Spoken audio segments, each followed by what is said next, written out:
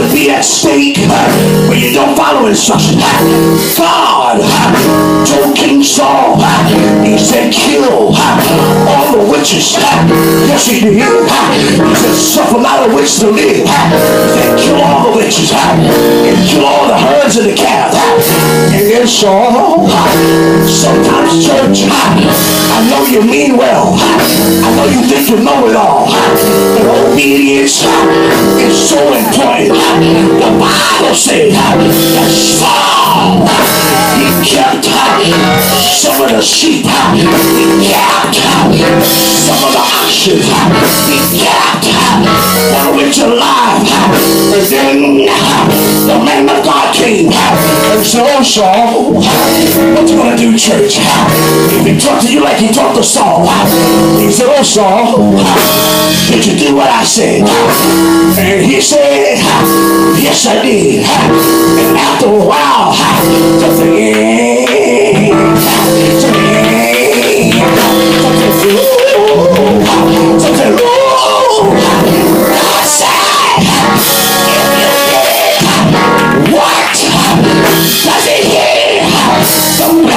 sheep and the Lord of oxen. You did not do what I tell you to do.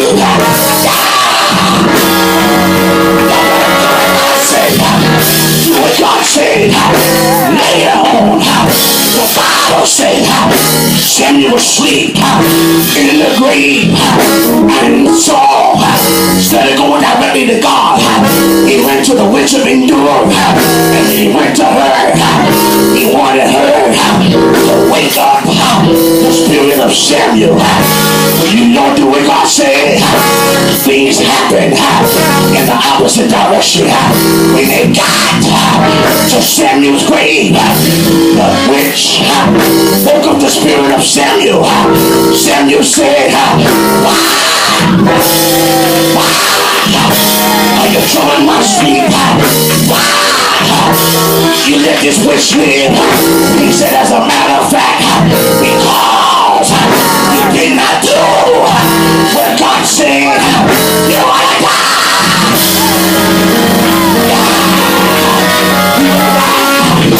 Only because you would not follow instructions. So God kept his word, and Samuel, Saul, he died just because he would not follow instructions. Just wait. I'm feeling good right now. Wait. He followed instructions. You can put it up in God's face. When you follow instructions, God, he has a bank. And what God does, he checks your account. And every time you're disobedient, he debits your account. And every time nobody's doing that you follow instructions, he has interest to your account. God don't get to see you. If you don't believe it, one day God sent a prophet. Go to Hezekiah. Say, Hezekiah, you shall die and not live. Hezekiah, he realized that's a death message. But one thing I know, every time God told me to do something, I did what you told me to do. You say you don't believe it? Check my bank book and look at it. God said, well, I can't change that because you follow my instruction, so you're not gonna die. As a matter of fact, I'll give you 15% interest, 15 more years of your life.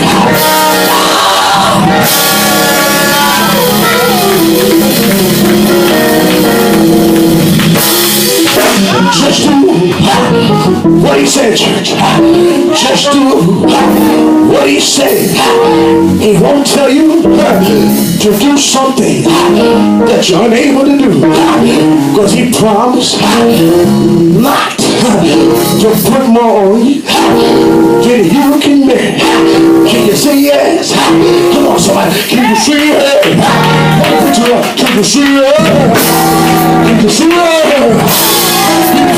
shoes not to put more on you than you can bear. As a matter of fact, when he sees you are about to follow his instruction, he steps in the picture. What he do at church? What he do at church? Somebody raise your hands. Let me get the word to raise their hand. Let's perform. I got any witnesses. What he do at church? They got to put a few hands. Well, let me get a big hand. By the name of Abraham, had one son, his only promised son. God said, Abraham, I want you to offer up your son to me. Abraham didn't question God. Abraham didn't say it's my only son, but he began to follow instruction. He gathered the wood. Come on, preach with me, church. He gathered the fire. He gathered the stone. He gathered the knife. Then he said, come on, son, let's go offer sacrifice. Well, when they got just about to the place of sacrifice, look what happened. When you follow God's instruction, you can speak in faith. Now here this man is about ready to crucify his son. He makes this testimony by faith. He told his men, he said, you stay back. My son and I going to make sacrifice. And then when he said next,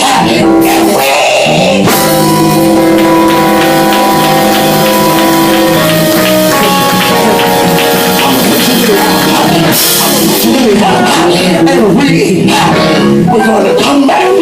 Now how can a dead man that's been sacrificed, how can he come up and come back? You know that God will do what he says. You know that when you put your trust, you say, for God I live and for God I die. You don't worry about it. You say, all things come to you, Lord. I didn't have Isaac. You gave him to me. All I'm doing is giving him back to you. And the Bible said that when they begin to walk, just the two of them, Isaac said, Daddy, I see the wood, I see the fire, I see the knife, but Father,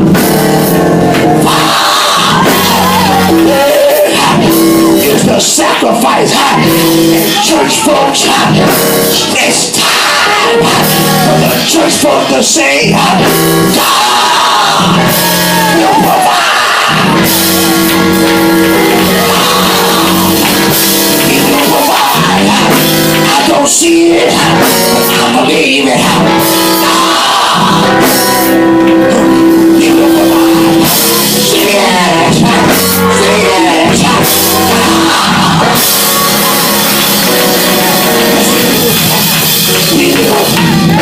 Yes, he will provide. So look what happened. In 2 Isaac, he prepared the altar. He prepared the altar. He laid Isaac on the altar. The Bible said he took the knife in his hand and he was ready to come down. I heard a preacher say this one time, that when he was ready to come down, that God quickly put all the angels. He said, I need a Usain Bolt angel. Get down there. Get down there. Because he's going to do it. Like the Usain Bolt lightning. He ran down. The angel came down. And the angel said, stop it. Don't do it. I see this man. He's willing to follow instructions even to the point of death. That's why in the end of the scriptures, the Bible says, be thou faithful unto death. God will give you a crown of life. But do what he says.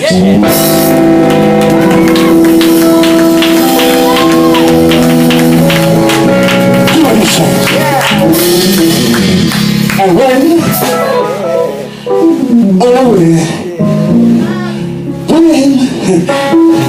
Lord Jesus, when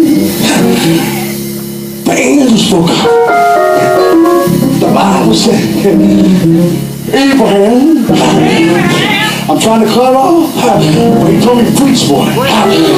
Abraham, he looked over, and the Bible said, there was a ram caught in the thicket.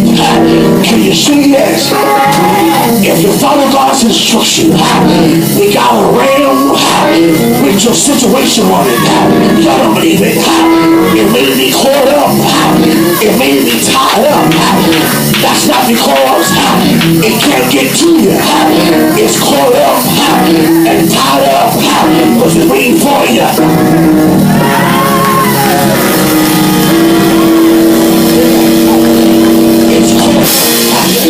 Your blessing is caught up and it's tied up because it's waiting for you to follow your instructions. He's telling some of you, come now and let us reason together. Though your sins be as scarlet, I'll make them white as snow, be red like crimson. I'll make them as wool. But you got to do your part. Are you going to do your part? Are you going to do your part? Are you going to do your part? Are you going to do your part? Are you going to do your part? I read about.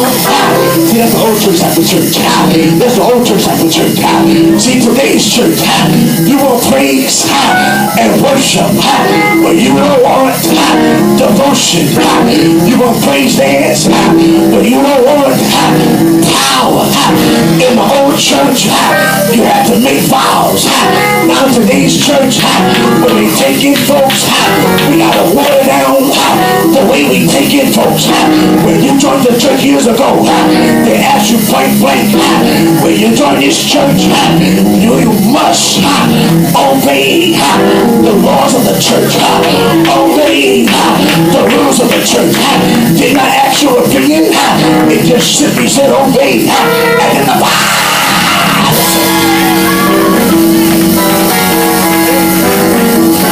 Bible said, obey them that have the rule over you, for they watch for your soul.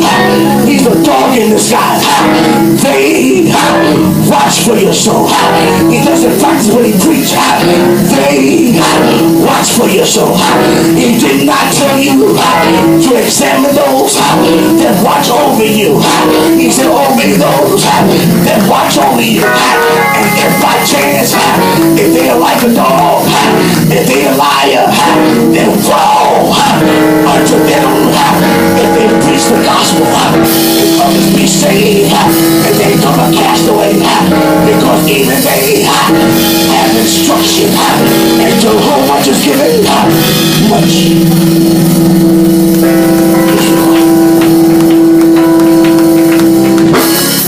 Look what happens. Look what happens when you follow his instructions. Look what happens. Invalid people carrying their beds without hearing the word, be thou healed. Come on, somebody. Come on. Widow women, her barns, her barrel of meal would not get empty because she followed instructions. I don't hear the prophet praying over her barrel. Come on, somebody. Come on. See, I want you to understand this. I don't hear the prophet praying over her barrel. All he said was follow these instructions. Give me mine first.